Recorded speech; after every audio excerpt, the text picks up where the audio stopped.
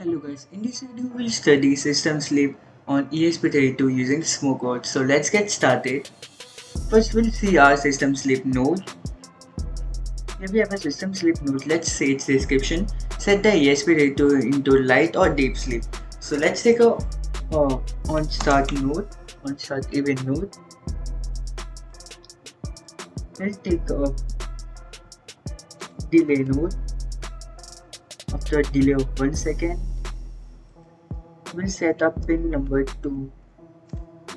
We'll write pin 2 and we'll set a digital value of 1 at a pin 2, and we'll take a system sleep node. We'll connect with the flow. We'll go to system sleep node properties. In the system sleep type, let's first select light sleep. When the light sleep ESP32 will consume less power but not it won't shut its functions, but it will consume little less power, or high operation functions can be eliminated. Like it may not perform a high operation function which consumes a lot of power, but it will perform functions which requires less power. And the deep sleep will almost shut it for some time.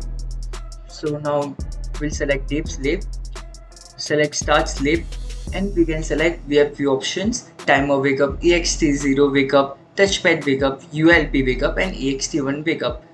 We'll select timer wake up and we'll wake up our ESP32 after 2 seconds of deep sleep, and after deep sleep our ESP32 will restart. So click on done, save the flow, verify the flow, and we are good to upload it.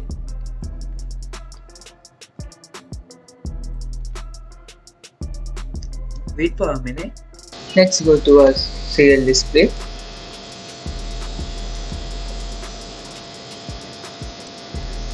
And taking deep sleep, and after 2 seconds our ESP32 is getting restarted, as we can see.